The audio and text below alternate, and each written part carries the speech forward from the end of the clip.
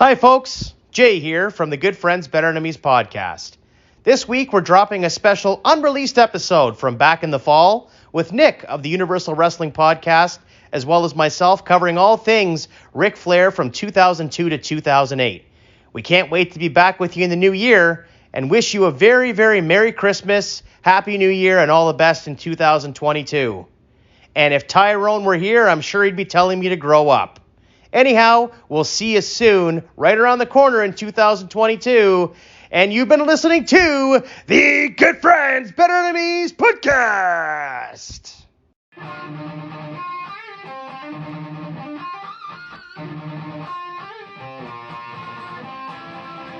guys, it's Steve from Antics here.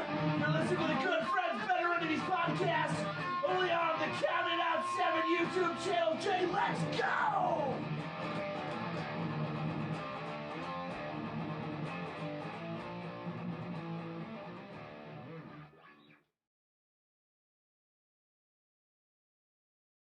Hello again, wrestling fans, and welcome back to another edition of the Good Friends, Better Enemies podcast.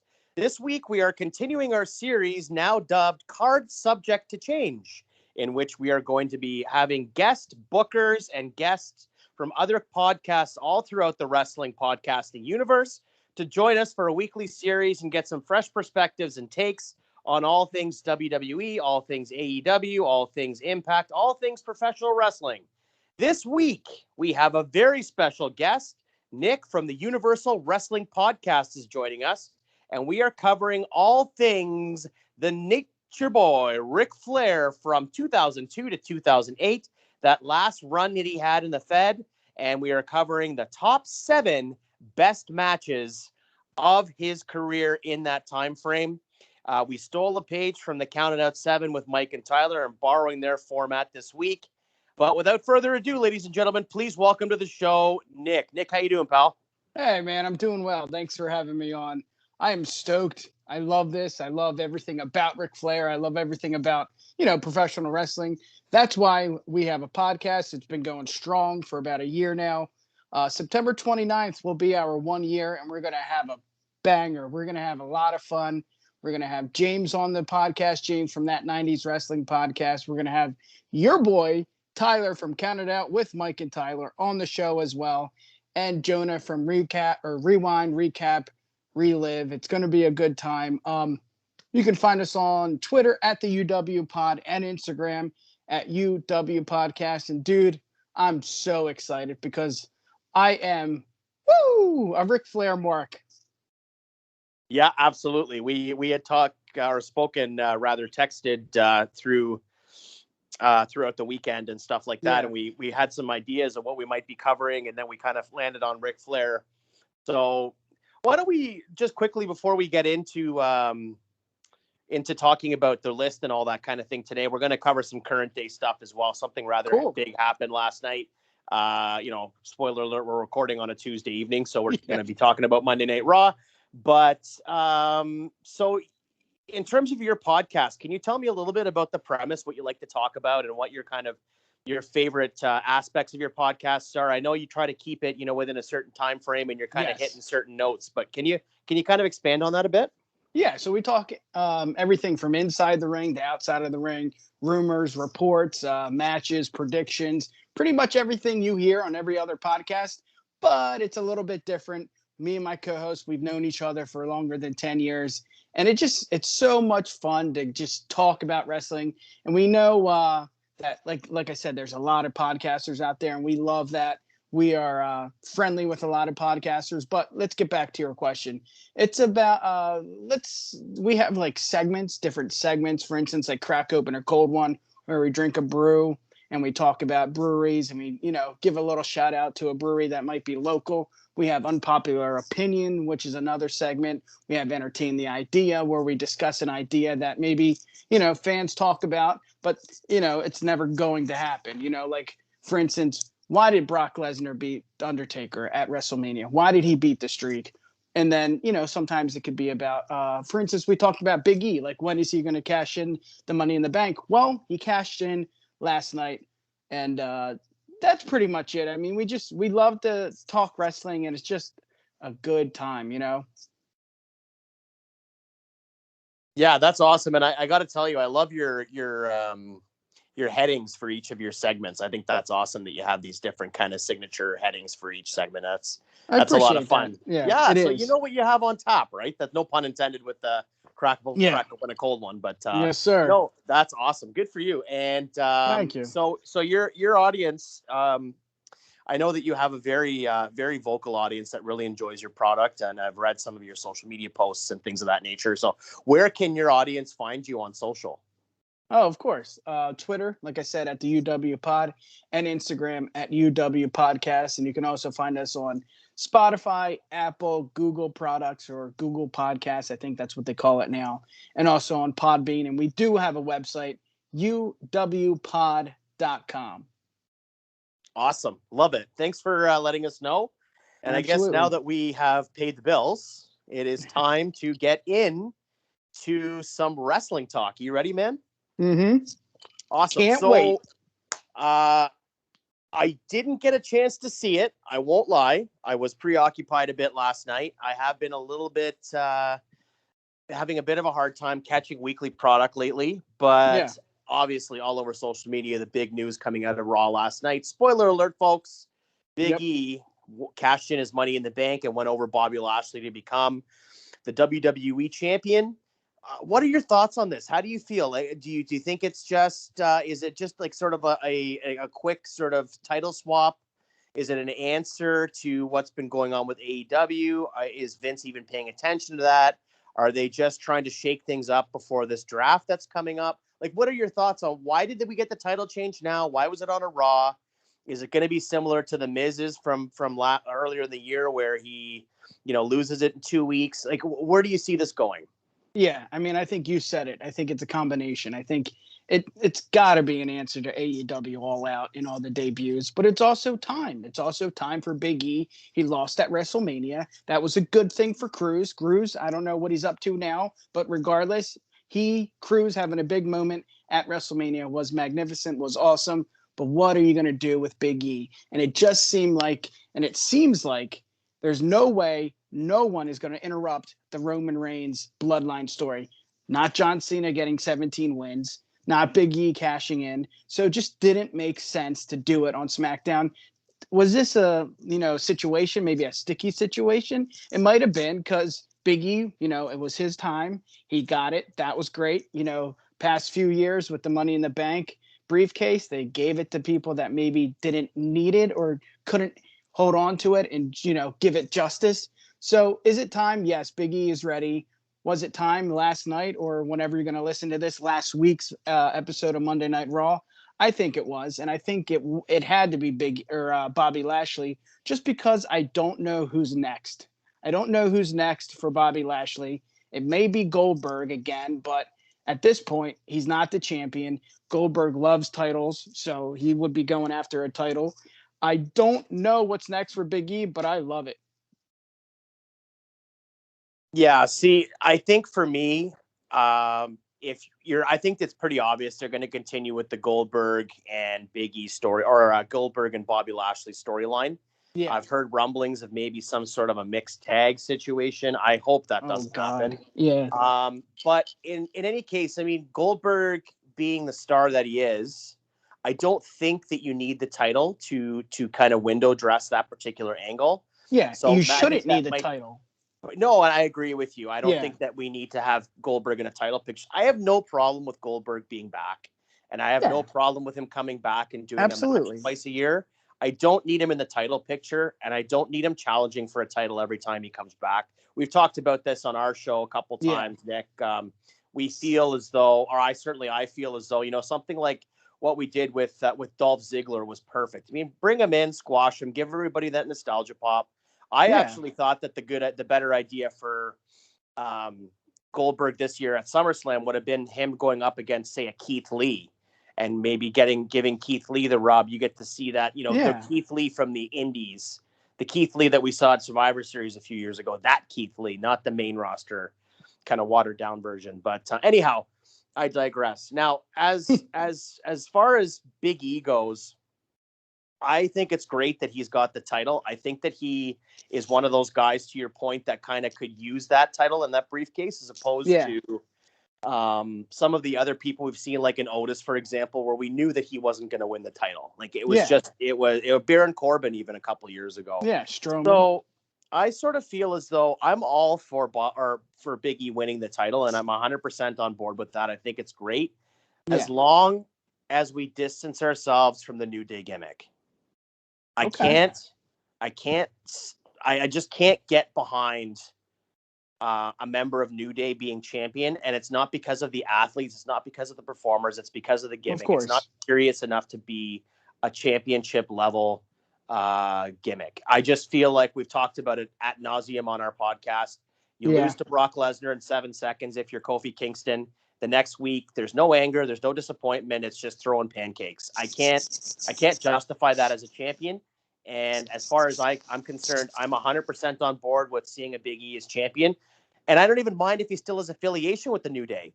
But let's break it apart. I don't need the unicorns. I don't need the candy canes. I don't need the cotton candy forests. Let's just have ourselves a legitimate, real, serious champion who can have moments of comedy and levity.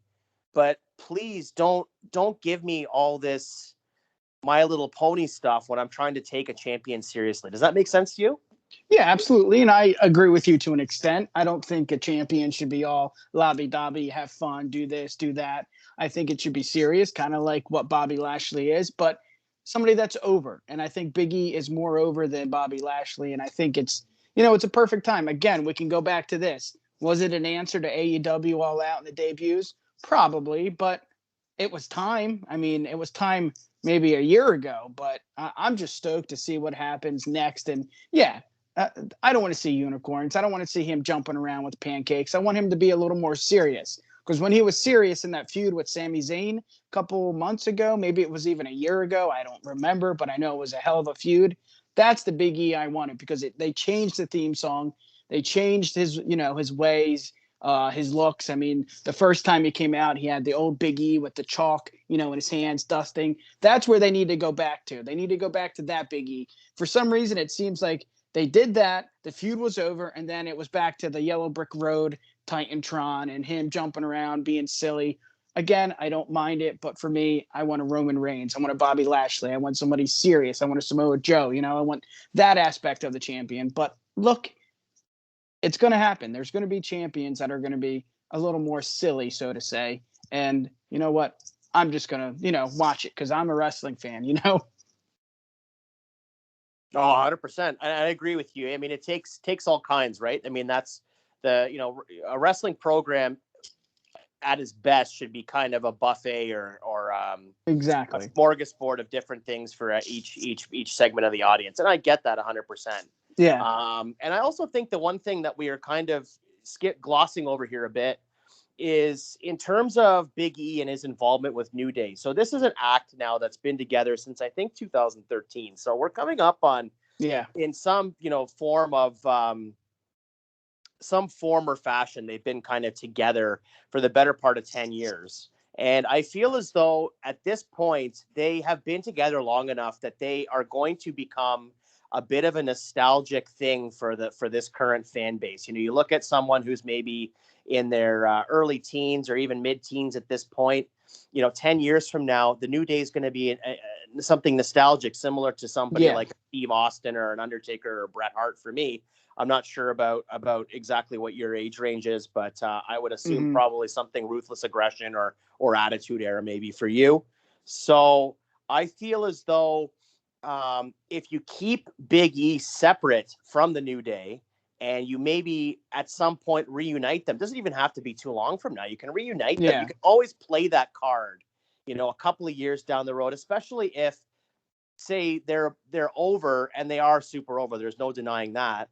But they're starting to maybe wane a little bit in terms of what they're doing. Maybe they're in their singles runs or what have you. You always have the option to put them back together, and they're instantly over again. So I think that's something to consider as well.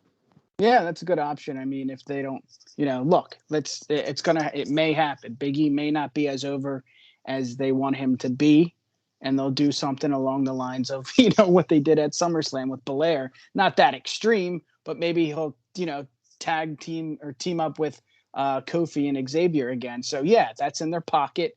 their back pocket. And if they really need it, I'm down to see that as well. I don't see that to be an issue. Yeah, no, I don't either, but I just really hope that they give an opportunity. I mean, I think that anytime you put a championship on someone who hasn't had the title before, you have to give them some time to connect with the audience, and especially you have to give them time to connect in terms of interacting as that character with the championship. There Yeah. are some performers in wrestling that are always better off as chasing the title than they are as champions. It's like a dog chasing a car. Yeah. Like Stone what's the Cold. dog going to do once it catches the car, right? Yeah. So like Steve Austin, for example, in my mind, was always better on the chase than he was as the champion. It was great when he was champion, but he was always much more compelling character when he was chasing after the title. I don't know exactly where we are with this new generation of talent. I think some of them are having a difficulty connecting with the audience in terms of characters to begin with. And that probably has a lot to do with people's shortened attention spans. Social media, everybody's staring at their phone. I'm guilty of it. I'm sure you're guilty of it. We're watching Raw, watching SmackDown, watching Dynamite, and you might be staring at your phone looking at social while there's a segment on TV. You're not necessarily as connected. Whereas when I was watching the Attitude Era back when I was in my teenage years, we didn't have cell phones. So what you're watching is what you're paying attention to. So I think that might be part of the reason why some of these characters are having a harder time connecting with the audience to a very, very deep emotional level. So I really hope that when these men and women get championships, they're given the time and given the opportunity to actually connect with the audience in this new kind of wrinkle or dynamic in their character, if that makes sense. Yeah. Yeah. Okay. Well, are you wanting to continue on with the current day product, my friend, or do you want to touch on some Nature Boy? Yeah, let's get into it, man. Let's do the top 7. All right, man. So what we're doing here is we are stealing, or rather borrowing. I don't like to say steal. We're borrowing a page from Count It Out with Mike and Tyler, and we are covering the top 7 Ric Flair matches from 2002 to 2008. So that's basically his in-ring run from the time that he came back at Survivor Series, November 2001. I don't know if you have any fond memories of Ric Flair at this point in his career. I dare say this might be my favorite run of his career. I know that purists will tell you that, you can talk about the 80s with Steamboat and Dusty and Harley Race and Terry Funk, and the list goes on and on and on. Yeah. I love that Ric Flair too, but I think that there's something compelling about Ric Flair at this time because he is a little bit of a step off, but he looked tremendous in the ring. If you see him, he's in great shape. He's still moving around really well, but you're kind of rooting for him as a character and as a performer because you know that at some point it's going to come to an end. The music's going to stop and you don't know when. So I feel like this is almost the most compelling part of Ric Flair's career. How do you feel? Yeah, I mean, I'm looking at my matches right now. He faced the likes of Jericho, Angle, Triple H, Carlito, Masters, Edge, and obviously Shawn Michaels. I mean, that's a pretty good run. And it wasn't every pay-per-view. It wasn't just only pay-per-views. It was Raws. It was not only the big 4 pay-per-views. It was more than that. It was weekly. And it just seemed like he had fun. And everybody knows, right, Nature Boy Ric Flair's moveset. So it was easy to, hang with him. And I don't know. I have to agree with you because at my age, I'm 30. When I watched Ric Flair from 2002 to whenever he retired, I think, 2008.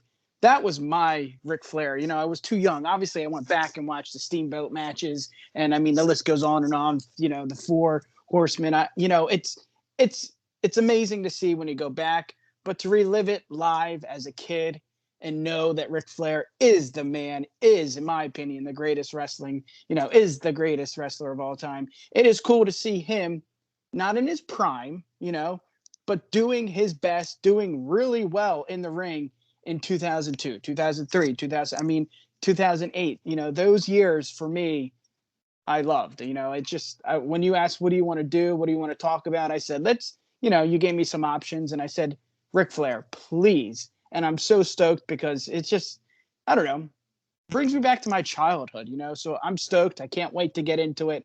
I'm ready, baby. Bay Bay. 100%. 100%. I'm excited as well. And then I will say, just to peel back the curtain a bit to our listening audience that knows that I'm based out of the Greater Toronto area. And of course, Nick is down there in New Jersey, close to the Bada Bing and Holsteins and all the rest. There you go. There you go. And so we are excited to do the Ric Flair list, but I did suggest maybe a Bret Hart list, and that one didn't go over too well. No, hey, I never shot it down. No, you didn't. But I just, of course, you're the guest and you're helping us out and jumping on. So obviously, they defer to you. We will get to a Bret Hart list at some point. The only reason I bring up the Bret Hart list is because I know that you told me that Ric Flair is your favorite of all time, and of course Bret's probably in terms of like a technical wrestler, he's my favorite of all time. So it's kind of funny, that Canada, America, US Canada deal, right? So yeah. All right, man. Well, let's get this thing started. I kind of felt like I was compiling a best of DVD today, just kind of like putting together all these matches. Right? Like with all the different honorable mentions and all the rest, which we will touch on. Again, folks, just to reiterate, this is just Ric Flair matches from 2002 to 2008 in the WWE. We're not going to be talking about, the Mac Classics with Steamboat and Funk and all the rest. So I think that without further ado, Nick, you want to hit us with your number 7? Yes, sir. Ric Flair goes one-on-one with Vincent Kennedy McMahon at the Rumble in 2002. It was a street fight, and a little nutshell of a story here. Flair is 50% owner. Flair said he went through the contracts, and Vince is not only an owner, but he is a wrestler, and that's how this started. I know it sounds kind of weird, but Flair challenged McMahon at the Rumble, and again, I'm going to say this throughout the episode here. For me, what draws me in to a wrestling match is the storyline. I love the storyline, and I think this storyline was so unique, so different, but so cool. It was a little odd. I get that. But for me, I love it. I thought it was a good match. Obviously, it's not an amazing match. That's why it's number 7. But again, Vince had these kind of matches with HBK. He had matches with Bret, similar to this. Remember Bret with the family and all that. They turn, whatever. But he's had these kind of matches at Wrestlemanias. And I don't know. For me, I love this kind of match. And for some reason, the crowd was so into it, too. It was just a good match. Number 7, obviously. But I'm telling you one thing, dude. The crowd was in love with this match. Yeah, I don't hate the match. I've seen it multiple times. I think they were on fire being in Atlanta, Flair being in Atlanta, being a part of WCW, being part of Turner for so long, of course, having wrestled in the Omni, countless number of times. And, being really the face, if you look back to the 1980s, you had the NWA before WCW, or they were bought by Turner and then became WCW. And then you had, of course, Vince and the World Wrestling Federation. The two faces were New York was Hulk Hogan and Atlanta was Ric Flair. So I completely understand the crowd being way behind it. Yeah. The match itself was decent. You got to remember, this is the first time Flair was in the ring in a big time stage since the last Nitro, WCW Nitro with Sting. And of course, Ric Flair himself has professed that he wasn't in the greatest of shape when he was called to duty that night. So I think that this was a story of redemption in a way for him. He wasn't necessarily prepared to be going back as an in-ring performer when he was re-signed to the WWF back in November 2001. So this was, I didn't think the story goes. It took about 5 or 6 weeks, and then suddenly it's like we're going to get Flair in the ring. And when I guess Vince hired him, he said Rick will not be an in-ring performer. So it's always funny how wrestling works. I mean, if you have Ric Flair, who is in incredible shape at this point still.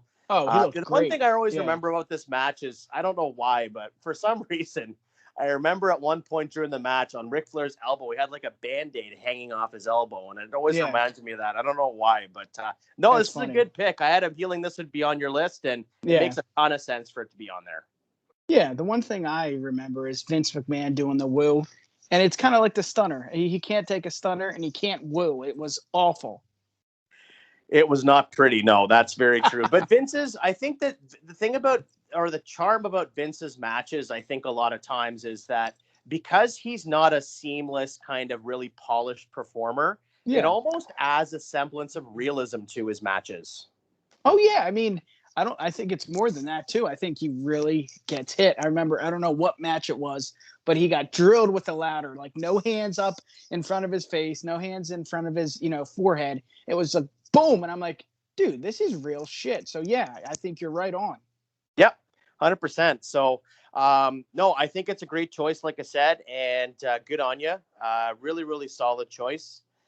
I will give you my number 7 now, which I have chosen as the Nature Boy Ric Flair competing against Edge in a TLC match for the WWE Championship on Monday Night Raw, January 16, 2006.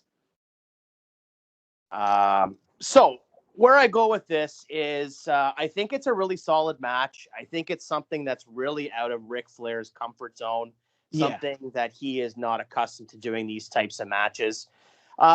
I think it was a really solid effort. I think it was a wonderful way to introduce Ric Flair to a younger audience and see what he's capable of, as opposed to just being, as you alluded to before, his moveset was quite well established at this point. A lot of Ric Flair matches were, and I'm not saying this in a negative way, but a lot of Ric Flair matches were kind of a template, and they were, they were a certain pace, a certain cadence, and you knew what you were going to get out of a Ric Flair match, which is, again, not a bad thing. That's why people go to McDonald's. They know that if they go to McDonald's in Tupelo, Mississippi, or they go to McDonald's in Anchorage, Alaska, they're going to get the same Big Mac. So I understand that 100%. But I thought that this was a really cool way to bring Ric Flair out of his element. Yeah. Obviously, he did color in the match. It was super violent. I enjoyed it tremendously. And it was playing off that angle with Ric Flair having road rage at the end of 2005. And then, of course, Edge had been coming out and cutting promos on him and this, that, and the other thing. So I think it was a solid match. That's my number 7. I'm not a huge gimmick match guy, as most of our listeners know. And I know you're not really aware of that. But yeah, gimmicks aren't really my biggest thing. So I thought, you know what? It's a solid match. Let's get it on the list. But I'm not gonna put it much higher on my list. How do you feel about that one? Yeah, it's on my list too. It's a little bit higher. I agree with you. I'm not a big fan of gimmick matches, but I feel like this, in his run through 2002 to 2008, I think that was a theme. You saw a lot of blood. You saw a lot of extreme matches that you wouldn't see in the playbook of Ric Flair. And I thought that is, something cool. That's something you don't get to see often. Usually it's, no cage match, simple in-ring, one-on-one. And I thought that's why this made Ric Flair's run, entertaining to watch. Again, it was, a little bit higher on my list, but yeah, it was a lot of crazy bumps. Yeah, 100%. It certainly was. So when we get to that part of the list that it was on for you, you can certainly keep it and we can talk about it again, or we can just gloss over it since we've already discussed it now. Or if you want, you can quickly swap another guy in there, another match in there if you want, and we can talk about that. I'm sure you had a couple that you were kind of teetering on. Does this go on the list or does it not? So totally up to you. But I'm gonna leave it. Yeah, I have a lot. I can talk a lot more about it. So why not? Yeah, we'll touch on it. And I'm a again. big fan. Yeah, cool. Yeah, 100%. So the next match on your list, which would be number 6, is Ric Flair versus whom? Kurt Angle on Raw, June 27th, 2005. This was not, any ordinary match that you would see. WWE style is what I'm trying to say. You wouldn't see this match often on TV. It was kind of built around underhand tactics, I would say. It was really gritty. Again, there's going to be a lot of themes to Ric Flair's matches. Great bumps from a guy, I think he was around his 50s. And it was a really good match. Angle can go one-on-one with anyone and make him look good. He went one-on-one with Corbin and made him look good too. But Ric Flair, it was just entertaining. The only bad thing I can say about this match, not even this match, is we never really saw a proper feud. I would have loved to see Ric Flair and Angle in a feud. This one is number 6 on my list. Yeah, it's not a bad one. That's a really solid match. I remember it ended up going quite a while. It And did, yeah. if I'm not mistaken, I think that Ric Flair actually blew Kurt Angle up, and Angle was like, he couldn't believe it. He was doing Huh. the inside story of the match. If I'm not, I might be wrong here. I haven't Yeah. heard the story in a while, but I'm sure somebody on Twitter will correct us or correct me if I have it wrong. But my understanding is that the idea is that they were taking turns.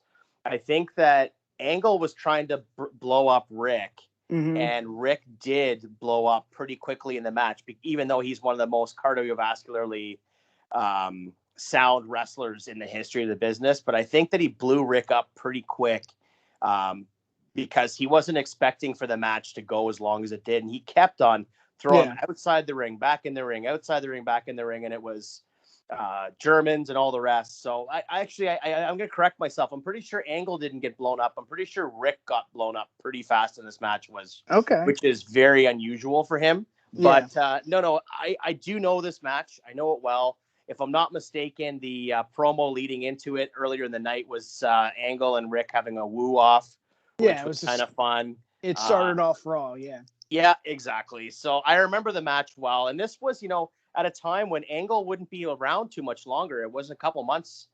Oh, yeah. 2006, was it not? Or was it 2005? I got 2005.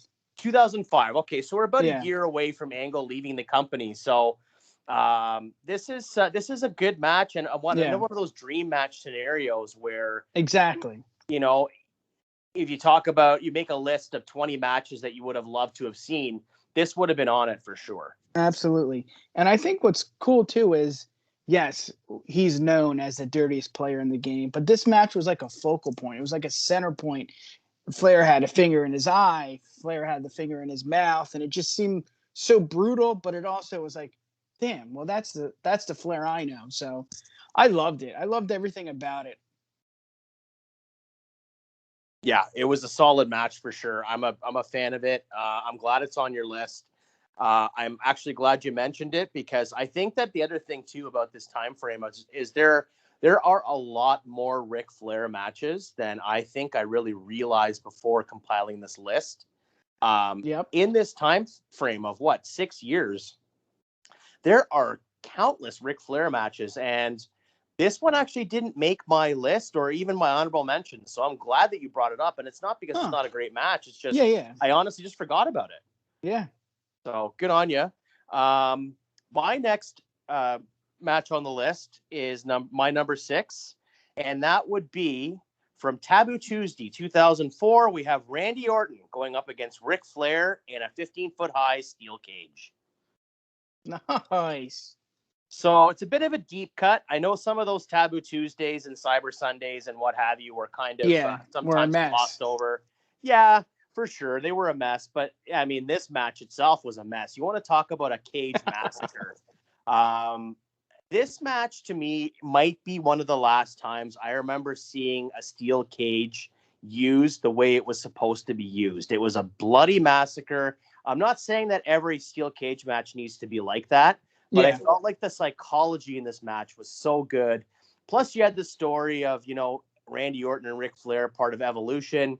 It was an outstanding effort by both guys. A really, really well-worked match. And again, I'm not typically a cage match guy, a Hell in a Cell, and whatever gimmick you want to throw at me. It's not necessarily my cup of tea.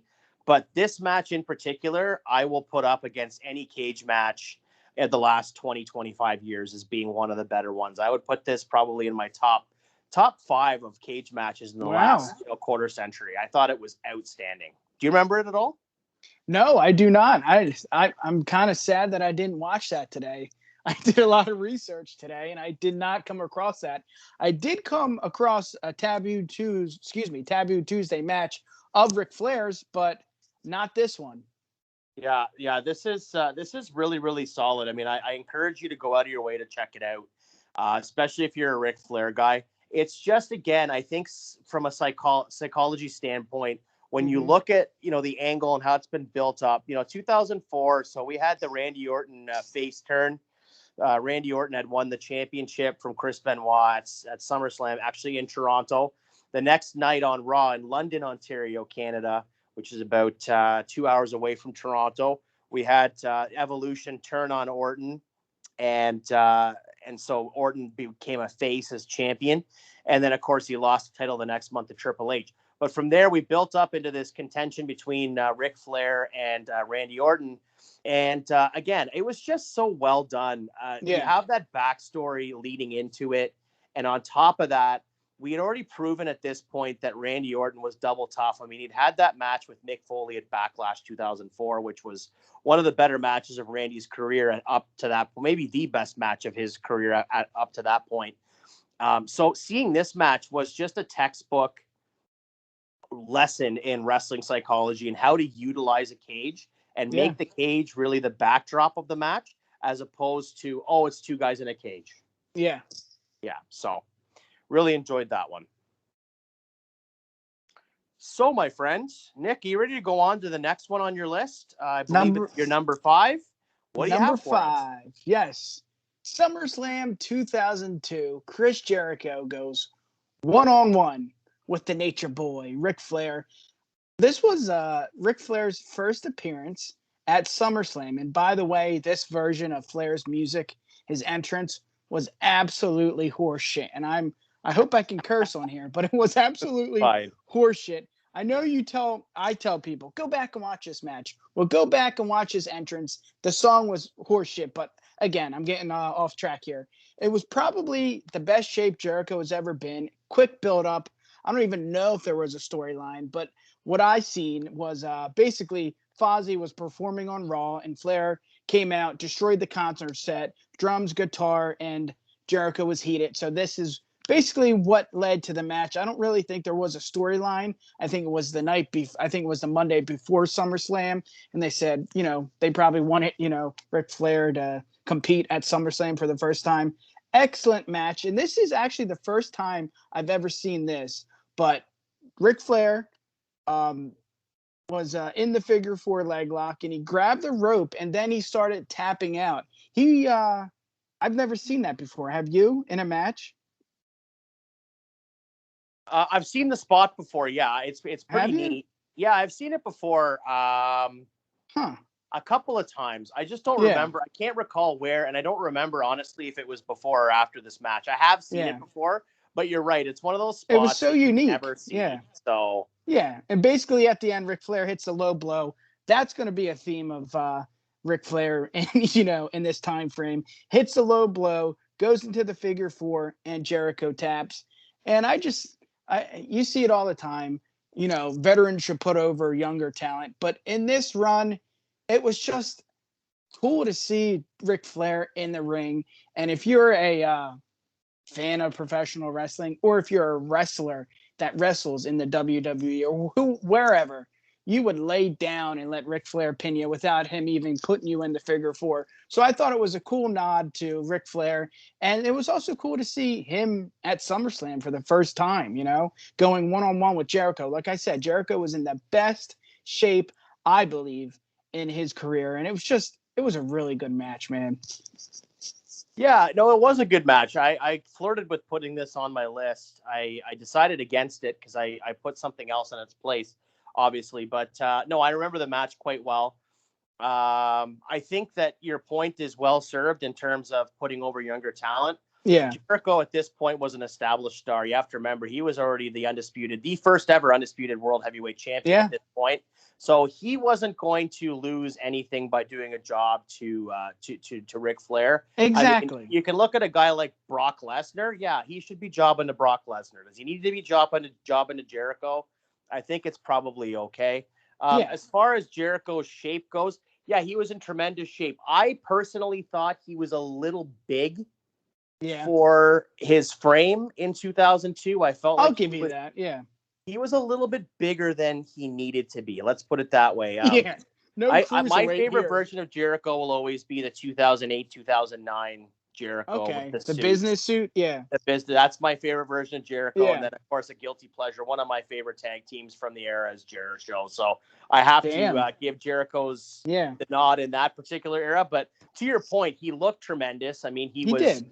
he was an established ring general at this point. He had been wrestling for long enough that he really was someone to have the ability to carry matches. Not that he would with Flair, but my Yeah. point is that two guys were so proficient at their craft at this point that you really knew you were going to get a Matt Classic, and that's exactly what we got. And to your point, that spot with holding the rope and then tapping was really cool. I really It appreciate was. Yeah, it was unique, and it doesn't. Is Jericho younger than Rick? Yes, we get that, we understand that. But to go into a match and have Flair beat Jericho, when Jericho looks, like I said, in the best shape of his life, and like you said, the undisputed champion, like that's a big deal. It doesn't happen often, and you don't have to be a young talent to put somebody over. It was just good to see. Yeah, 100%. And I really thought that, to your point as well, I mean, his first SummerSlam, and then, of course, he goes up against Jericho in a marquee match like that. Exactly. It was really solid. I agree with you. Now, my number 5 is also from the summer of 2002. Nice. But I'm going to go back to the King of the Ring, and I want to talk about Eddie Guerrero versus Ric Flair. Wow. Now, this match, this is, to me, I watched, I've seen both matches. They're different styles of matches, obviously. I prefer this one, the Eddie Guerrero-Ric Flair match. Chemistry is off the charts. I'm going to talk about a specific spot in this match as well. You were just alluding to the hand on the rope and the tapping. My favorite part of this Eddie Guerrero-Ric Flair match was an old spot that I hadn't seen in forever. And it was Ric Flair asking the ref to check the time with the timekeeper to see how much time was left in the match, because each match is scheduled for a 20-minute time limit or what have you. So as soon as the ref turns his back, I think it might have been Mike Chioda, he goes and turns his back to check the time with the timekeeper. Boom, then you get the obligatory low blow by Ric Flair, and we go into the figure 4. So it was so well done. I just love the psychology again of the match. So much fun. And of course, with Eddie Guerrero and Ric Flair in the ring, you're never going to go wrong. Yeah. Yeah. So I just, I don't know. Have you seen that one? Yeah, absolutely. Yeah. I was thinking about it, but I had an inclination that you may put that on your list, and I didn't want to, do what we did with, what match was it? Edge and Flair. So yeah, I left that off. But dude, great match. I mean, Eddie, come on, it's just that's another dream match. Like, come on, I wanted to see that, and it was during his 2002-2008 run. It's like, wow, like, okay, Steamboat, all those matches that he's had that made made him into who he is now. It's like, wow, him versus Eddie. Damn, I didn't think it could be that good.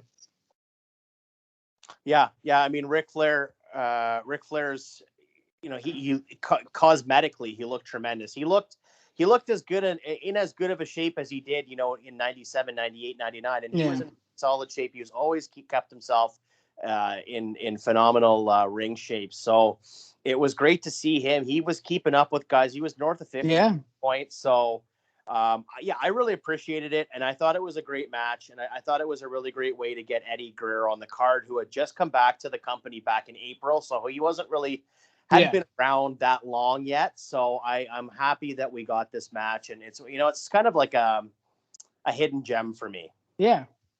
So with that being said, what would be your number 4? I'm curious to see, because we're creeping down the list. And it's getting to nut cutting time soon here. I'm very interested to see, as we get closer and closer, what matches are grabbing your attention. So what's your number 4, man? I spit in the face of people who are not cool.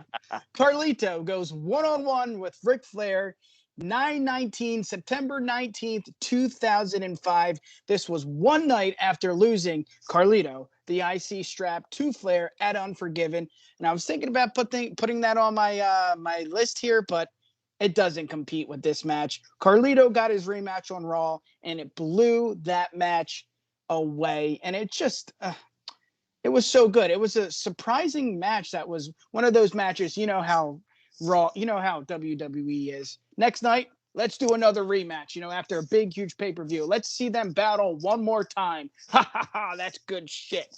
But this was legit good shit. And I think the storyline was kind of quick regarding this. I don't think that it was a build-up. It was kind of like the Jericho storyline. I think Carlito said, my dad said that Flair wasn't that good. And now Carlito sees why, he's back. And I don't know. It was the usual stuff here. Signature backdrop, poke in the eye, chop, block. Flair spit the apple in Carlito's face. I thought that was really cool. And it was just a good match. And it's crazy that some of my matches, most of my matches here were on Raw, and it was with Ric Flair. I mean, the living legend in himself was doing so much good work on weekly television. I love this match. And Ric Flair and Chris Masters are those two guys that I wish could have stayed longer and competed with the WWE, because I love those two. This was a great match. Yeah, these guys had great chemistry, and if you recall, they were actually a tag team for a while back in the latter half of 2006, beginning of 2007. In fact, they had the opening dark match at WrestleMania 23. These two were competing, so they had some chemistry. Obviously, you go back to the Colognes and being in WWA, the World Wrestling Council or WWC, WWC World Wrestling Council down in Puerto Rico and things of that nature. So there was a lot of story to tell there in terms of history between Flair and the Colognes and all that kind of thing. Yeah. I loved the match at the Unforgiven pay-per-view. It was the opening match of the card. Of course, Ric Flair winning the Intercontinental Championship at that stage in his career. Crazy. Yeah, it was a real feather in the cap, and I think that it meant the world to him. It was meant as much to him as any championship he'd ever won, because I don't think at that point he ever thought that he'd see a singles run as a champion. Yeah.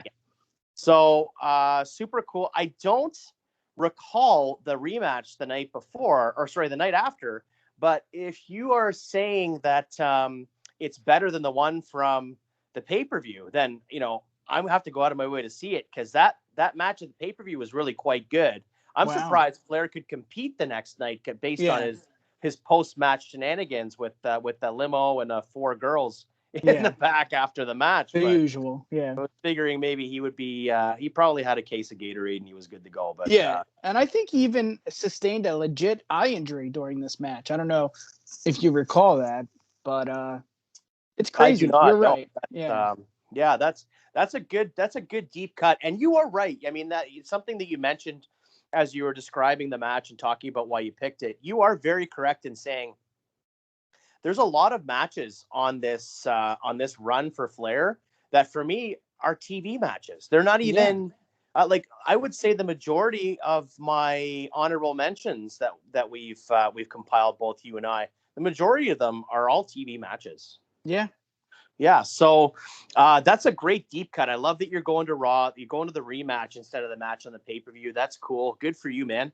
Glad you brought that one up. My next one, which would be number 4 on my list, is Triple H versus Ric Flair in a last man standing match from Survivor Series 2005.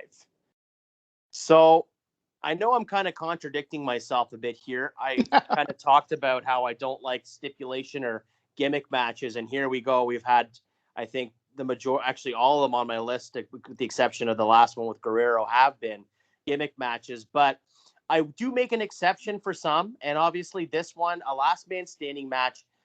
What a great way to have this really, really pivotal encounter between Triple H and Ric Flair. I mean, obviously, we just talked about it with Randy Orton and talked about the history of Evolution. Ric Flair and Triple H were inseparable for the better part of the top half of the decade of the 2000s. So to have this friendship come to a head in this manner, I think this is the perfect step for these two guys. You had Flair doing color all over the place. You had weapons. You had all kinds of different spots here that were kind of built in a way to invoke an emotion where you could tell this was really a deep cut angle between these two guys. There was pain, there was anger. They were really telling the story and painting the picture. It wasn't subtle. We all knew that this was supposed to be a blood feud. So I really, really enjoyed this match. Again, kind of outside my wheelhouse with the stipulations, but as stipulations go, this was a really good one for these two guys. Do you have any memories of this match? Yeah, this I have one of Triple H's versus Ric Flair versus Triple H on my list here in 2005, and the storyline was top notch. I mean, again, I'll go back, what I said on for match 7. I love wrestling. I love the matches, but it's a storyline. It's a storyline that I get invested in, and this storyline was phenomenal. 100%. I agree with you, and I think I'm assuming if you're talking about another match from 2005 between these two guys that we're going to be talking about this angle a little bit further.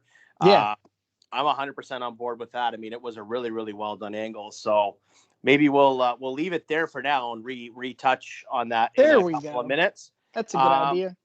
Our number 3, your number 3. I know what mine is. What's yours, man? Ric Flair goes one-on-one with Triple H at Taboo Tuesday, and Triple H said Flair was the greatest wrestler, but now he's a shell of a man. And Flair even said, without Triple H, I wouldn't be where I'm at today. And Triple H was like, you know what? I made Flair great again. But again, let's get into it. Taboo Tuesday, you know how it works. You get to pick the match. The fans pick the match. I think the matches were either fall to a finish, which I'm not sure what is, a submissions match or a steel cage match. And breaking news, the fans picked a steel cage match. And dude, it was good. Like you alluded to earlier, I don't know if this is true with just Ric Flair, but most of his matches were absolutely amazing. But in a steel cage, he utilized the steel cage just as good as anyone else, and so did Triple H. And I think that's why this match was so good. And again, the crowd was into it. And one of the lines that I remember from this match was actually from Joey Styles. The bleach blonde hair of Ric Flair has been stained blood red. Just the way he said it, the way I felt during the match, dude, it was top notch. Again, storyline, this was great. Match was amazing, but this storyline was 5 stars. It was so good. Blood, low blows. You get the theme. Ric Flair's matches. It was just awesome. And what was really cool too is Flair went over, and the way he went over, he was about to climb out of the cage via the door, and he attempts to climb out, and Triple H brings him back in, but Flair has a chair, and he tries to hit Triple H, but you know how it goes. Triple H gets him, hits him a couple times, and he just climbs out of the door, and it's just, I don't know, everything about that moment, the anticipation. Is he going to do it? Is he going to do it? And he does. Dude, awesome. Oh, my bad. Flair hit Triple H 3 times. It was what I said was incorrect. Flair hits Triple H 3 times with the chair shot, or with the chair, and then Flair wins. Phenomenal match. Phenomenal. Yeah, it was a really, really solid match. And okay, so that's good. I feel better now. I screwed up in the angle story, and you got the chair shots mixed up. So we're on the same page. We're all set. Yeah, well, I've been sipping some vodka, so give me a break. Oh, no problem, man. We're here to have fun. Yeah. If anybody's gonna call us out on getting a story incorrect, then as my tag team partner Tyrone likes to say, they need to grow up. Yeah.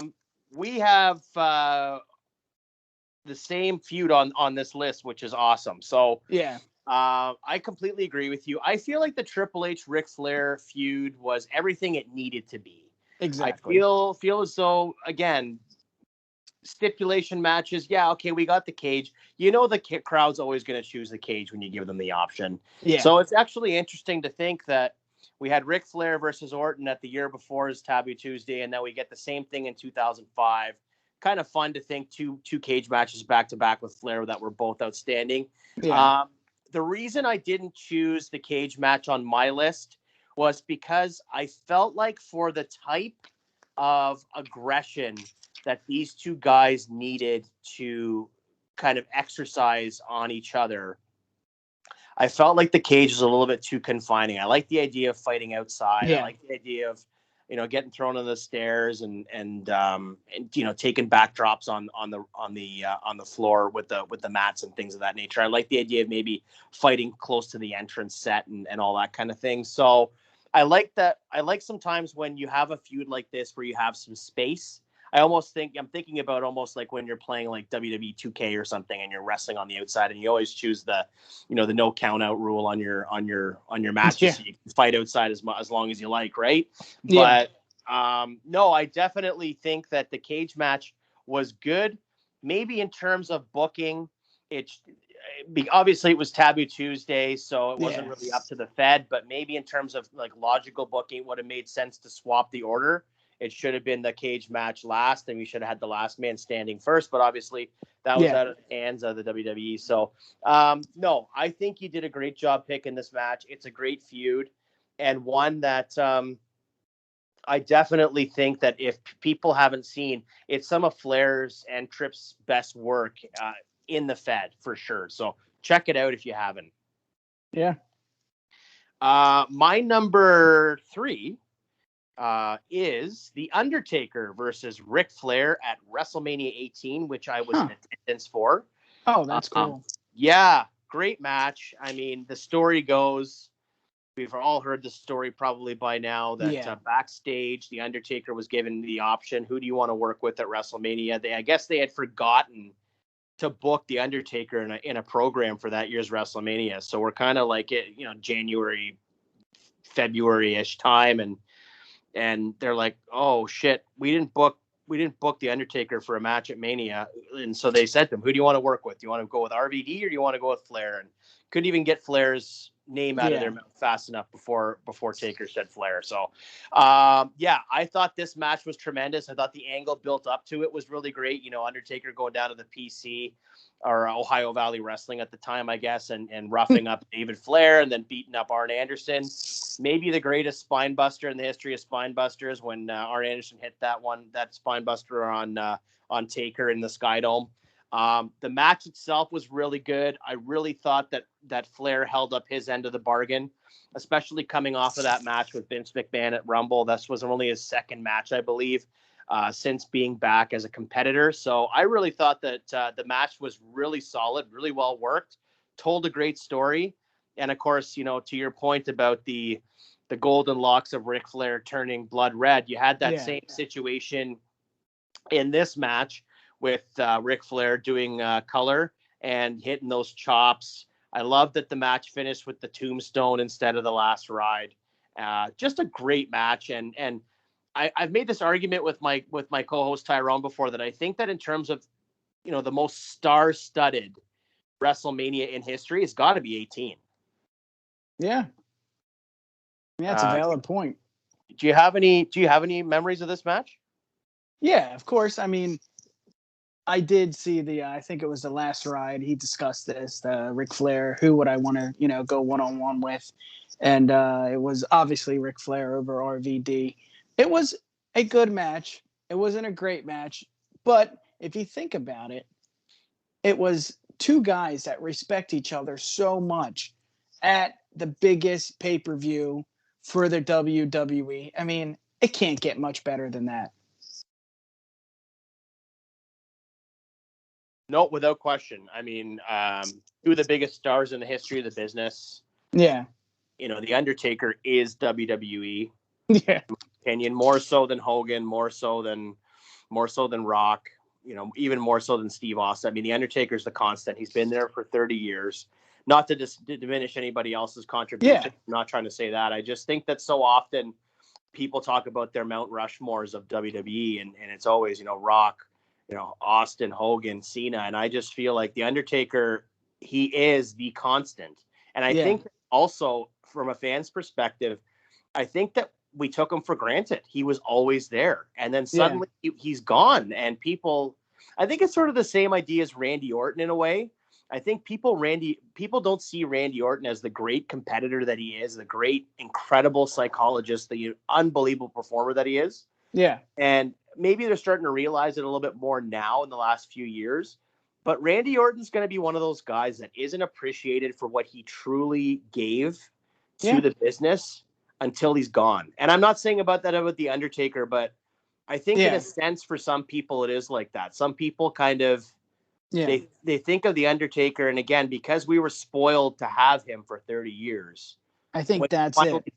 What's that? I think that's it. I think he stayed around too long, and I think he's still, he only retired a year or two ago. Like, I think people still have good fond memories of him, and it's still kind of fresh in their mind that this is The Undertaker. And maybe in a few years, not me, but people, like you said, people may think differently. But I'm with you. Taker's got to be on the Mount Rushmore of the WWE. Maybe not of professional wrestling, but of the WWE. Oh, hell yeah. Yeah, 100%. So, and it's going to be interesting to see. Vince has always been talking about the Babe Ruth. He wanted to make Bret Hart the Babe Ruth. He wanted to make Hulk Hogan the Babe Ruth. Yeah. To me, if there's anybody who's the Babe Ruth of WWE, it's Undertaker. But I'm biased. He's my favorite performer of all time. Not necessarily technical wrestler, but there's different categories, right? But in terms of character, he's the greatest character in the history of wrestling, as far as I'm concerned. So, are you ready to move on to your number 2? I'm very curious to see where we land here. I have a feeling I know where we're going. Yeah. But let's see where you land, man. Yep. You said it earlier. Ric Flair goes one-on-one with Edge for the WWE Championship in 2006. This is the first time that the WWE Championship was decided in a tables, ladders, and chairs match. Dude, again, this match, for me, it's all about the storyline. This match was emotional. Charlotte was in the crowd. Her dad was down. She screamed, "Dad, please get up." Like, everything about that makes it a great storyline. Flair took a superplex off the ladder. I mean, Edge had a spot going through the table. Rick had a spot going through the table. And they both looked good. They both looked like they were they were in good shape. And also, what is crazy too, and you brought it up earlier, in 2006, Ric Flair was the IC champion. I still can't get over that. It's just, I don't know. I love Edge. I love Flair. And I thought it was cool to have this on Raw for the WWE Championship. Again, stipulation. We get it. We understand it. But still, it was a great match. Yeah, it was an outstanding match. And again, I think the big thing that sticks out and resonates for me is the idea that Ric Flair was so out of his comfort zone with this one. I mean, it wasn't something we had seen Ric Flair in 2006 in the Money in the Bank at WrestleMania 22. He did that huge spot where he took the off the top of the ladder, and then he kind of got carted off.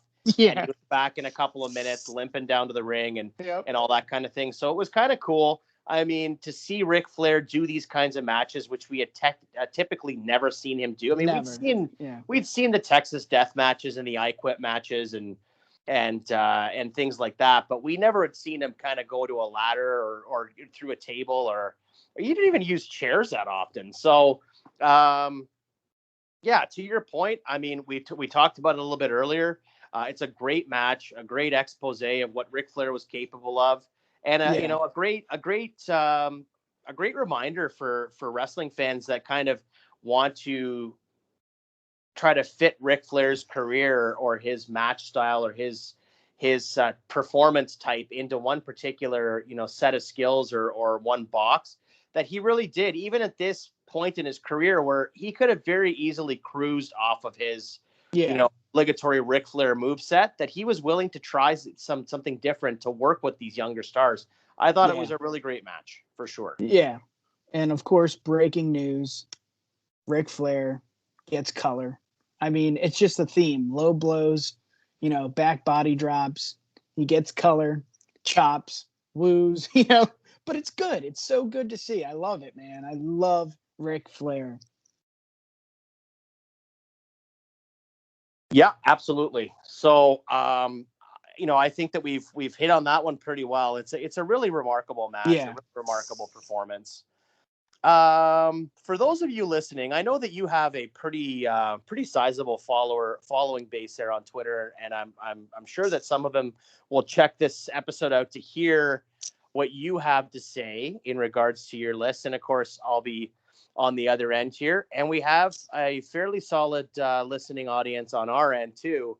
Yeah. I'm curious to see if my next choice gets heat, because my number 2 is Ric Flair versus Shawn Michaels at WrestleMania 24 / Shawn Michaels versus Ric Flair at Bad Blood 2003. I kind of put these two matches together because it was the same guys performing. I personally think that the Bad Blood match was a better in-ring match. Okay. Obviously, I mean, what are you going to say about WrestleMania 24? I mean, it's the greatest send-off in the history of wrestling. The greatest, got to be the greatest career moment for Ric Flair. I mean, he gets put in the Hall of Fame. He wrestles his last match versus Shawn Michaels. Yeah. And then he goes on to have that incredible send-off on Monday Night Raw. The match itself was really solid. I mean, I think at this point, and I'm not trying to be, disrespectful to Ric Flair, I do think at this point, Ric Flair did look a step or two off from where he had looked even 2 years previous.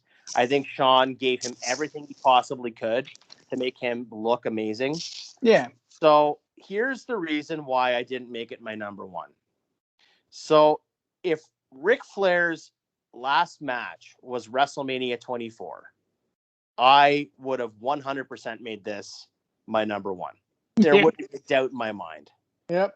But it wasn't his last match. Nope. Ric Flair goes on to wrestle at the Australian Hulkamania tour. He does a bunch of matches at TNA. Yeah. And I'm not disparaging that whatsoever. No. Like the guy, you do what you got to do. Everybody's got to pay the bills. I get it. Yeah, the woo off with Jay Lethal. I mean, come on, that was a really important part of his career.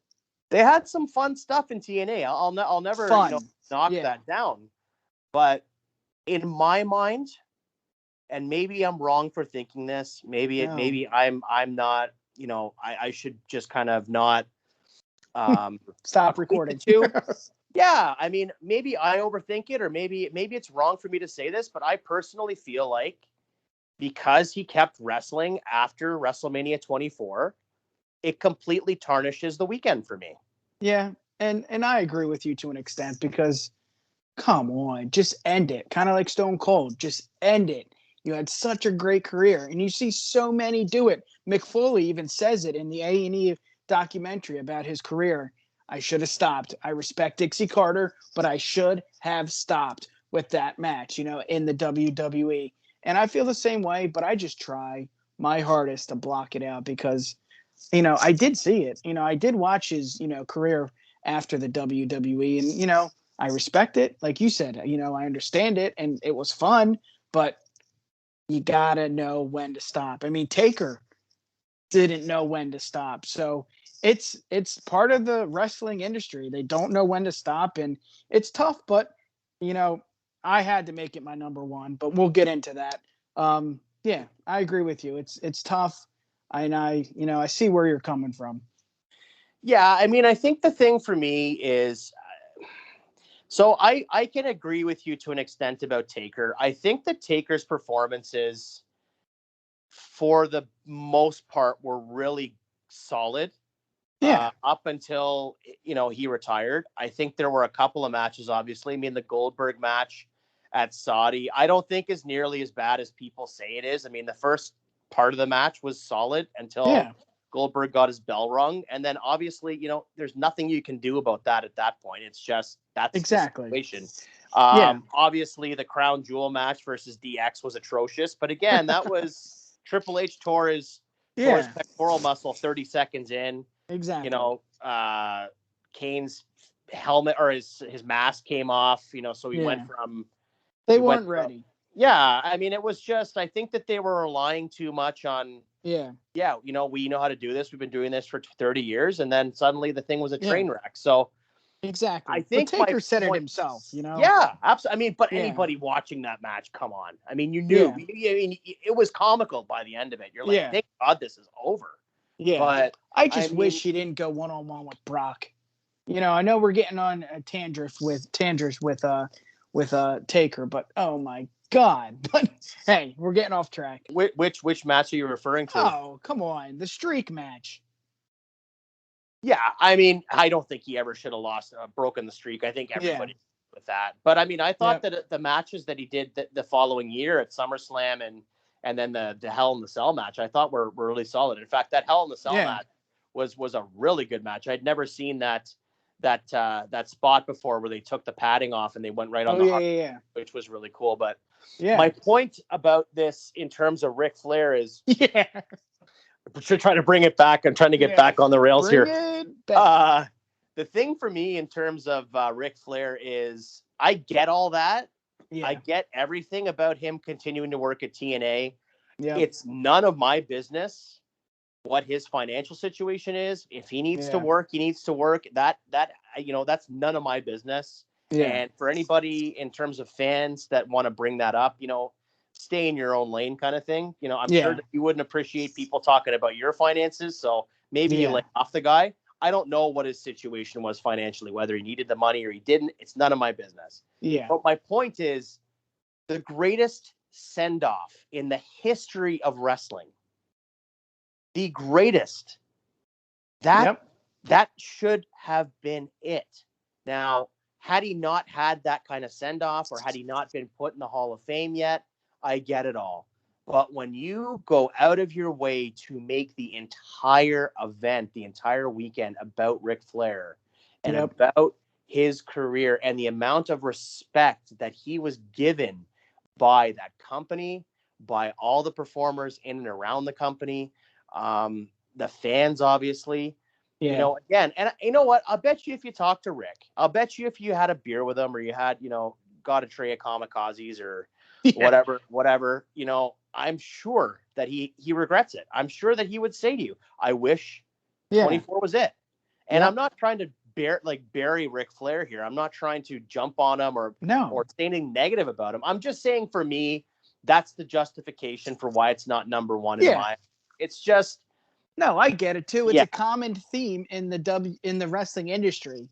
They don't want to give it up. I mean, what man wants to give up his job that he loves? The dream job. Look at Jim Ross. He doesn't want to give it up. He screws up a lot, but who gives a shit? He's a living legend. So, dude, I get it. If I was good at something, if I was excelling at something like this, not my everyday job now, but if I was excelling at a career like this, who the hell would want to give it up? Come on. Yeah, 100%. And there's a rush from the crowd. And I mean, I was at WrestleMania 25 when we did the Legends versus Jericho, and Ric Flair was there at ringside, and everybody had a huge pop for him. And again, I mean, I just don't want it to come across like I'm trying to, bury Ric Flair here. I have a lot of respect for Ric Flair. He's not my favorite of all time, but I have a lot of respect for him. Yeah. And so I completely understand he felt the need to keep going. I just wish that things had been different for him and he would have been able to have that definitive send off at WrestleMania 24 in Orlando. And that would have been it for him. I think that, again, I think if he was able to do things differently, he would have as well. Yep. So with that being said, I'm assuming that's your number one. Yes, it is.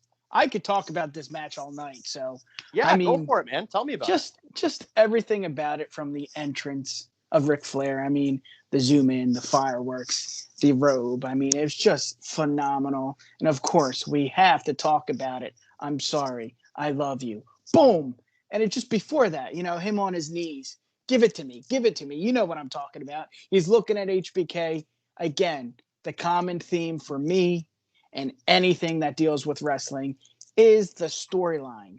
And this storyline was superb. It was amazing. I loved everything about it. And you see these matches not so often. You see the Angle match with Corbin. Come on. That's Angle's last match, and you're going to do that to him?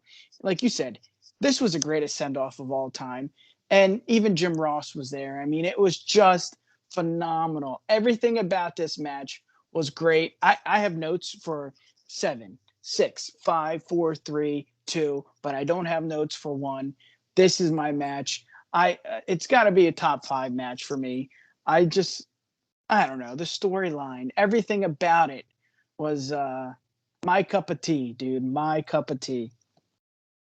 Yeah, and that's 100% fair. I mean, I hope that our listeners understand that when I was saying earlier that he seemed to step off in this match, I think it's for no other reason. He even said it, dude. Yeah, no, I just think it's for no other reason than, he hadn't been active for the better part of 2007. I think his last match was Night of Champions 2007, which was famous for an entirely different reason, which we don't need to get into. But that's, that layoff at his age, that can really, diminish things for a while. And so I think that at this point, he was still looking good. Don't misunderstand me. He was still a solid 7 out of 10. He was looking good. But I just felt like this match, I mean, I talked about it earlier. That you see the Shawn Michaels Ric Flair match at Bad Blood 2003. Now, that match for me, other than the fact that it was, a screwy finish, I love that match. Have you seen that one? Yeah. I've seen a lot of Ric Flair matches, to be honest. Yeah. But that was a solid match. Yeah. Man. But back to this match. Yeah. I mean, your point is right on. He wasn't in the best shape of his life, but that's what made the storyline. What they discussed. They talked about Lassie. Old Lassie. Well, look at him. He's an old man. It made the storyline, and he looked like you said, 7 out of 10. Hey, 7 out of 10. If someone told me I'm a 7 out of 10, I would be pretty happy. Yeah, sounds good. Yeah, I'm right there with you. I think that all things considered, I think I've made my point. I feel as though, had it been the actual last one, it 100% would have been number 1. But but with that being said, man. I dig it. Yeah, I mean, I'm ready to go on to my number 1 if you want to hear it. Let's do it. I'm intrigued. I'm ready. Yeah, all right. Well, my number 1 is a deep cut. It is Ric Flair versus Triple H for the World Heavyweight Championship, May 19th, 2003 for Monday Night Raw. Huh. Another Raw match. Yeah. I mean, for me, this was, Ric Flair was firing on all cylinders in this one.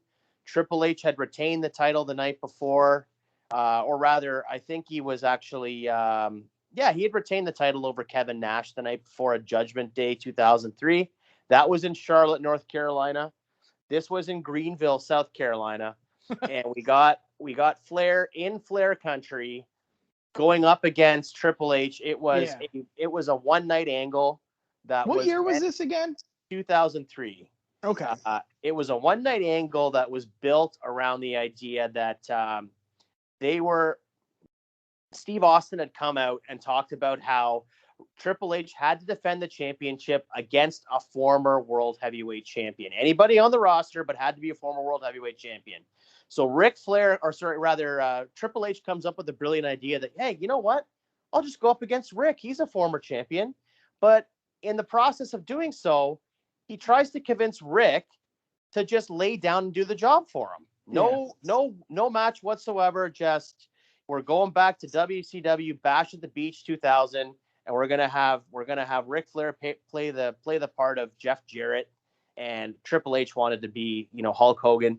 So we have this match, and then Flair has a conversation with Shawn Michaels backstage in a segment, and that fires Flair up. And then suddenly it goes from Flair being kind of this gun shy, acquiescing to Triple H, to suddenly being in Flair country, channeling 1986 Rick Nature Boy Flair, and coming out all cylinders firing. He gets an amazingly huge pop from the crowd. And this was one of those matches where you're watching it. I know it's not going to happen, but in my head, I'm like, he's got to win the title. He's got to win the title. And this is when wrestling is what it's supposed to be. The beauty of professional wrestling. You suspend your disbelief. You put everything aside. You're staring at the screen entranced by what's happening in front of you. You know it's not possible. You know there's no way that Ric Flair is going to win that title. But damn it, there's a possibility in your mind. There's this crumb of a thought that it's going to happen. And then that crumb grows and grows, and suddenly it's blossomed into a loaf of bread, and you got this huge amount of anticipation. Ric Flair's going to get it done, and then finally, it's over. Triple H comes out on top. Your hopes are dashed and deflated, but God damn it, were you just brought on the thrill ride of a lifetime. You just had the best Monday. You could have probably smoked a cigarette after that match. It was that build was phenomenal. It was such a good match, man. So good. And you're right, man. You thought, damn it, Flair could win this. He could. There's a better percentage of him winning than, whatever, but you're so right. Yeah, I mean, for me, this is number one for me, from the standpoint of it was in Flair country. I mean, obviously, we've detailed on this list. We've had so many great, Flair matches during this, but just for me, this one, had it been again, it had 24 been the final, it would have been number one. Yeah, but this one for me trumps it now for me on that list because you had in my mind, all the same emotions, maybe not the same scenario and the same setup, but all the emotions were the same. You were wanting Ric Flair to win that championship one last time so bad. Yeah. Same idea as 24. Ric Flair got to pull this out so his career can continue. So that for me is my number one. I know I'm probably going to catch some heat, people, but yeah, you know what? Who cares? Whatever. Yeah. 100%. So, do you want to hop into the honorable mentions, or do you want to talk about this match a little bit more, or what do you feel like doing? Yeah, man, we could do honorable mentions. I only have one though. Okay, I've got a bunch here, but we'll just do these rapid fire. We don't need to, go into make a meal out of each one. But so why don't you go ahead and do yours, and then I'll hop into mine, man. Yeah, well, you brought it up. Taker versus Ric Flair at WrestleMania 18. It was just cool to see this match. I mean, not an amazing match to me, in my opinion, but it was just cool to see someone or these two guys who have so much respect for each other going one-on-one at WrestleMania. Like, think about that. Like, there's a lot of matches at WrestleMania. It's okay, well, it's a good match. But these two guys, like you said, Mount Rushmore, WWE, Taker's there. Mount Rushmore of professional wrestling, Ric Flair's there. Like, no ifs, ands, or buts about that. So seeing two legends go one-on-one, again, were they in their prime? Probably not. But it was cool to see at WrestleMania. 100%, 100%. And I'll just bang through. Let's hear it. Yeah. And if you wanna chime in on any of them, by all means, I'll mention the match and I'll let you go if you want to mention anything. So we've already talked about Carlito versus Ric Flair for the Intercontinental Championship. I added an honorable mention on my for the actual match at the pay-per-view. So I had flirted with putting this one on my list. It was really close, but once I started really thinking about all the different matches from this era, I had to take it off. There were too many matches I needed to get on the list. So that's one. We've already kind of covered that one. Yeah.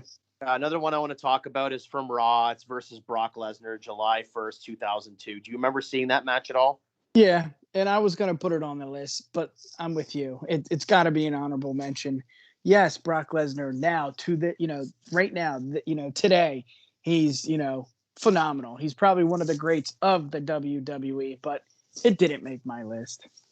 Yeah, I just think it's a fun little TV match. I mean, Brock had just won the King of the Ring, so it was fun too to see Flair doing his kind of heel antics during the match. The little, and clipping the knee and all that kind of thing. So that was fun. Signature Flair. 100%. So then from there we go to versus The Rock on Raw, July 29, 2002. I mean, just another dream match, right? Exactly. Rock versus Ric Flair. You can say that it would happen on Raw. It was a match. It wasn't anything, 5-star. But it's cool to see those two names, go one-on-one. Yeah, 100%. So that it's there. you ever want to see it, you'd have an idea of what the match would be. I mean, we saw a version of it a couple of years later at WrestleMania 20. That match was all right. So, I mean, I don't know. I kind of feel like, to me, in this scenario, because we had talked, Tyrone and I, on a previous episode, we had kind of booked the top 7 matches that should have happened during the invasion angle. Yeah. Or sometime around there. And I kind of felt like I would have loved to have seen a Flair Rock feud, but with Flair as the heel. Face Flair and heel Flair are 2 very different things. Huh. I would have paid money to see it. Just imagine the promos. Yeah. So then from there, we're going to go to a personal favorite of mine. It was actually on his birthday, Jerry Lawler's birthday. So we have Ric Flair going up against Jerry the King Lawler on Raw from November 29, 2004. Just a fun little kind of hidden gem for me. I don't know if you've ever seen this match, but it was a quick match. You know, the psychology in this match, it's just so incredible to see a couple of guys who know exactly what they're doing in the ring. The finish of the match comes when Lawler hits his patented fist drop off the second rope. You know, if you recall, the WWE had banned pile drivers, so he couldn't do the pile driver in the Fed. Yeah. And then from there, you know, he hits the first one, plays to the crowd. He goes up on the second rope and he hits a second fist off the second rope and nails Flair in the forehead with it. Flair's selling, but at the same time, Lawler starts selling his knee. So you imagine like the great psychology here. If it stuck to one, it would have been fine, but because he went for that second one, he banged up his knee, and before you know it, Flair's got him in the figure 4, and so simple, so excellent. Lawler taps to the figure 4, clean in the ring. Just a beautiful little match. I love that match. Yeah, it's cool to see 2 guys that are legends, not in their prime, going one-on-one. You know, it's cool. It's cool to see. It's cool when you see it in sports. It's cool when you see it in, you know, anything like entertainment or sports entertainment, wrestling like this. It's cool to see that type of match. Legends not in their prime going one-on-one. I mean, you could talk about it with sports, pitchers, football, basketball. It's cool to see. No, exactly. And I think that's the beauty of it too, is you hit the nail right on the head is with the fact that they're not, you know, necessarily in their prime, but because they are so good at psychology, they don't need to be in their prime. No. Amazing. And it was like 10 minutes, not even, but it was it's just a fun little match and always one that I like to go back to. Of course. We then move on to versus Steve Austin, Raw, June 3rd, 2002. So it's I think a week before Austin, you know, went back to Texas and was gone off TV. He took his ball and went home. He took the ball and went home. Exactly. So, you know, a one-on-one match with Raw or with Austin versus Flair. You know, you're never going to go wrong with that. It's similar to the Rock Flair match we just alluded to. But I do think, and I will say that Austin and Flair had better in-ring chemistry than Rock and Flair did. Yeah, I bet too. I feel like. So that was a fun match. I mean, of course, you had the bionic redneck at that time. And, you know, just great to see Austin and Flair in the same ring. I'd be remiss without mentioning Hogan. You know, Flair Hogan happened on Raw May 13th, 2002 in Toronto. I was there for that one. You know, that's a cool little feather to put in my cap, is to say that I saw Flair Hogan live, right? Yeah. So, I mean, obviously not their best work, but you know, still cool nonetheless. Yeah. Another match I have on here is Big Show in an Extreme Rules match, ECW World Heavyweight Championship on ECW July 11th, 2006. Do you have any memories of the Ric Flair Big Show match from ECW? No, not at all. I feel like that was just because of ratings. You know, let's put Ric Flair on ECW. Damn it. Yeah, exactly. But it actually ends up being a pretty solid match. Flair was doing color, of course.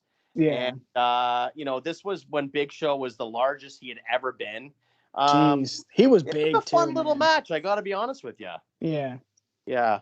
I'll go back and watch it. Yeah, for sure. But you got to see that Randy Orton Ric Flair match from yeah. That's got to be on your list. I only got a couple more here, and then we'll move on, and we'll start wrapping up. But I have Batista as a tag team going up against William Regal and Chris Benoit from Unforgiven, September 12th, 2004. It's a really Wow. fun match. Just imagine like the technical wrestlers that you'd have. And, you have the Regals and the Benoits going up against, Flair, Yeah. of course, the powerhouse. It was a really fun match.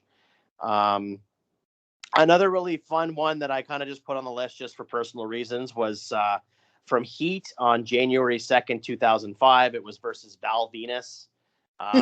Never thought you'd see Val Venus versus No. Flair, but it was a fun little 10-minute match. I enjoyed that one. That's cool. Yeah. MVP at the Royal Rumble 2008, I thought was fun. I don't know if you remember that one. Yes, I do. And I was thinking about discussing that on the honorable mentions, but I couldn't. Yeah, fair enough. Glad you did. Yeah, no, it's a fun little match. I thought it was Yeah. good. It was during the as alluded to with WrestleMania 24. It was during that run where if you lost the match, you'd have to retire. So obviously Flair went over in that one. Just two quick last ones. I have Survivor Series 2006, Ric Flair, Dusty Rhodes, Sergeant Slaughter, and Ron Simmons, accompanied by Arn Anderson, defeating the Spirit Squad. Thought that was just so much nostalgic fun to see all those guys together and teaming was a blast. And then from there, the final match on my list is we have teaming with Roddy Piper as the tag team champions going up against Edge and Randy Orton from Raw on November 13th, 2006. The World Tag Team Championships, just another fun little nostalgia thing.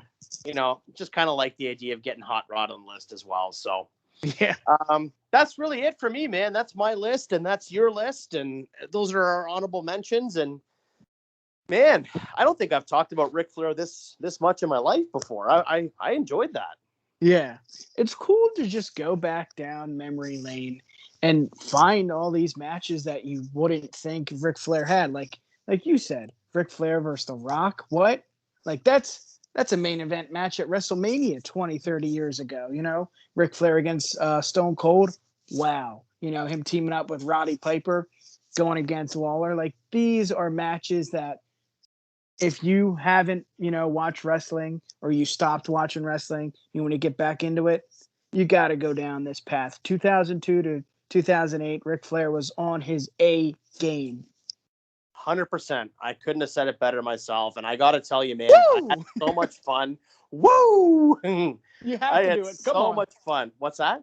I said you had to do it. Woo! Oh, you can't not do it. You can't not do it. It's like the CM Punk chant today. Everybody's doing the CM Punk. Back in our day, it was the woo. So I got to tell you, man, thank you so much for jumping on. I had so much fun shooting the breeze with you about Ric Flair today. I thought your list was awesome. We had a couple of overlaps there, which I think we both kind of assumed was going to happen. But all in all, did you have a good time today? Did you enjoy yourself? Oh, hell yeah, man. This is fun. We don't get to do this often on my show, and I'm more of the host, so you get it. You understand it. It's more fun when you're the guest or the co-host because you don't really have a script. You don't really have to go down and check off each box that we went through this and we did that. So, dude, it's just fun talking wrestling, and it's fun talking about the man, Ric Flair. So, yeah, of course, I had a blast. That's awesome, man. And we would love to have you back at some point. Maybe at some point we're going to have you try your hand at rebooking a card for us as well, if you're into that. Yeah, let's do it. Yeah, 100%. Well, we're doing this. We've kind of dubbed it card subject to change. So we've decided to have some guests like yourself. And we had Anthony on last week from the Titantron podcast, as well as the Classic Match Classroom with Tyler from the Counted Out 7 family. So we're bringing in some kind of fresh faces and fresh perspectives, as I alluded to at the top of the show. And it's super exciting to have people like yourself, come on and talk about wrestling. It's also cool to talk about, from a different part of the world. I mean, yeah, we're all in North America, but you're down there in New Jersey. I'm up here in the Toronto area. So our perspectives of wrestling might be a little different based on where we are and all that kind of thing. So it's super fun to have you on. I can't thank you enough for jumping on. You're an excellent guest. And where can our listening audience that's dipping into our content right now, if you want to just give them another quick of course, synopsis of where they can find you and your product, man. Yes, sir. So you can find us on Twitter at the UW Pod, Instagram at UW Podcast. It's the Universal Wrestling Podcast. Two buddies just talking wrestling, having fun, not serious, just entertaining stuff, just enjoying themselves. And we got a new episode coming out very soon, and it's just it's going to be, you know, a good time, like we discussed during the opening. A lot of good segments, a lot of fun. So follow us on Twitter, on Instagram. You can find us on all platforms: Apple, Spotify, Podbean, Google. You can find us on our website at the UW Pod. It was a blast. Thank you again for having us on, or having me on. My bad. 100%. My pleasure. I'm very happy that you're able to jump on board, and I'm sure we'll have you back again super soon in the near future. Again, we talked about having you do some rebooking, so that'd be super fun for us. Cool. Now, ladies and gentlemen, as far as the Good Friends, Better Enemies podcast goes, the card subject to change stipulation continues into next week.